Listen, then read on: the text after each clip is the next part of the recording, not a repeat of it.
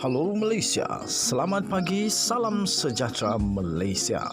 Malaysia kita punya, cintai Malaysiaku, kita jaga kita. Sebelum kita mulakan berita hangat pada hari ini, untuk anda yang baru pertama kali, silalah untuk sudi tekan butang subscribe, like dan share. Sila juga tinggalkan komen anda kerana setiap komen anda amatlah dihargai. Berita hangat hari ini daripada channel ini, Denyut nadi suara rakyat bergema terus-menerus di dalam channel ini. Setiap hari kita membawakan berita-berita terbaru yang pastinya dinantikan oleh seluruh rakyat Malaysia. Kita akan mulakan berita kita. 1, 2, 3. Berita mula sekarang. Salam sejahtera Malaysia. Berita terkini dipetik daripada malaysiakini.com. Bertajuk pendakwaan mohon hukuman penjara tambahan ke atas Lokman. Berita penuh. Pihak pendakwaan berhujah bahawa hukuman penjara sebulan terhadap Lokman Nur Adam kerana kesalahan menghina mahkamah perlu ditingkatkan demi menjaga maruah kehakiman. Timbalan Pendakwa Raya Muhammad Dusuki Mokhtar memberitahu Mahkamah Rayuan bahawa bekas ahli Majlis Tertinggi UMNO itu harus dikenakan sekurang-kurangnya 3 bulan penjara kerana menghina mahkamah berkaitan perbicaraan rasuah 1MDB bekas Perdana Menteri Najib Razak yang berhubung penyelewengan dana 2.28 bilion ringgit Malaysia. Perbicaraan hari ini adalah mengenai rayuan pihak pendakwaan terhadap keputusan Mahkamah Tinggi Kuala Lumpur pada 15 Julai tahun lalu yang menjatuhkan hukuman penjara sebulan ke atas Lokman kerana menghina mahkamah. Permohonan komitel pihak pendakwaan adalah mengenai dakwaan ugutan Lokman ke atas bekas pegawai khas Najib Amhari Effendi Nazaruddin yang merupakan saksi pendakwaan ke-8 dalam perbicaraan rasuah 1MDB bekas Perdana Menteri itu. Bagaimanapun, Mahkamah Tinggi membenarkan permohonan oleh pasukan peguam Lokman untuk membatalkan kesalahan komitel itu dan menangguhkan pelaksanaan hukuman sementara menunggu rayuan. Pihak pendakwaan pula kebetulan telah membuat rayuan bagi meningkatkan hukuman.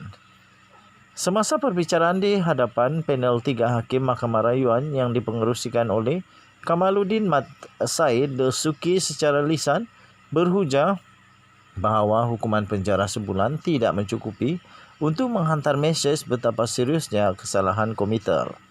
Katanya, kami pendakwaan merayu berhubung hukuman penjara sebulan kerana ia tidak mencerminkan tuntutan kepentingan awam yang memerlukan hukuman yang lebih tinggi untuk menunjukkan kepada rakyat secara amnya bahawa sistem kehakiman perlu dilindungi. Kita perlu melindungi kepentingan awam dan maruah pentadbiran keadilan.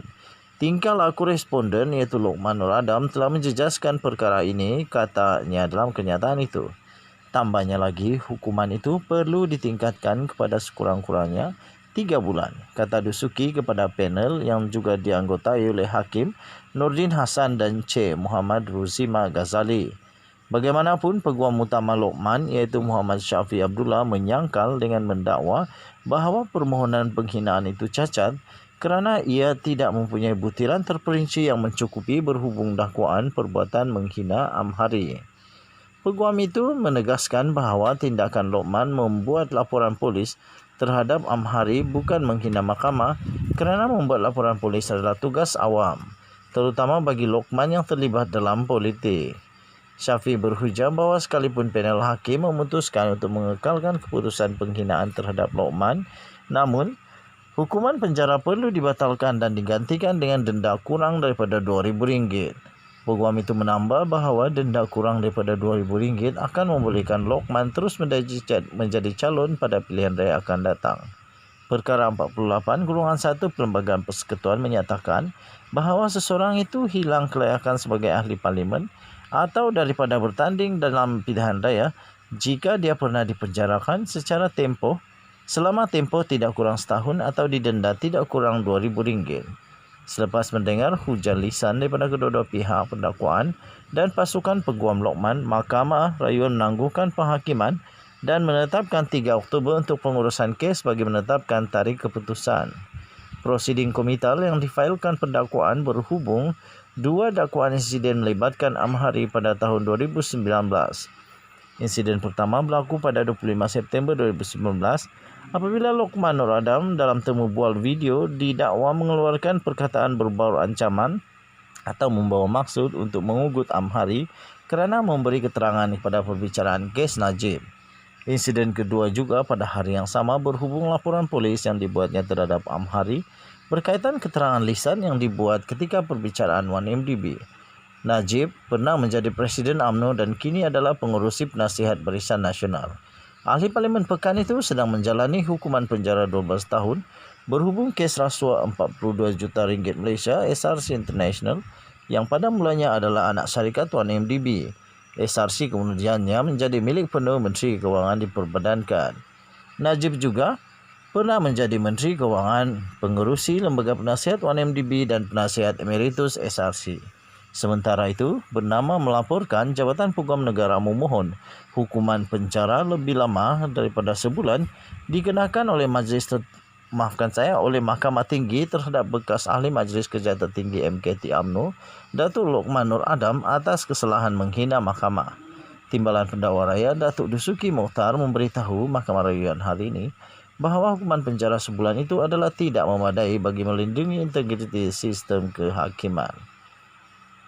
Katanya, pertama sekali ini adalah kes kepentingan awam. Campur tangan terhadap pentadbiran keadilan adalah serius. Kami dengan rendah hati berhujah bahawa hukuman yang dijatuhkan oleh Mahkamah Tinggi adalah tidak mencukupi. Mereka yang berkelakuan seperti ini diharapkan dihukum dan menerima hukuman yang direka untuk menghalang orang lain daripada melakukan perbuatan sama. Katanya dalam rayuan balas pihak pendakwaan kepada Mahkamah Tinggi. Pada 15 Julai yang lalu, Lokman dijatuhkan hukuman penjara sebulan oleh Hakim Mahkamah Tinggi Kuala Lumpur, Colin Lawrence Sikora, selepas didapati bersalah menghina mahkamah kerana mengugut saksi pendakwaan dalam perbicaraan kes 1MDB yang membabitkan bekas Perdana Menteri Datuk Seri Najib Tun Razak. Lokman didakwa mengugut dengan bertindak membuat laporan polis terhadap bekas pegawai khas Najib, Datuk Amhari Effendi Nazarudin, menjurus kepada intimidasi dan ancaman serta menghina mahkamah.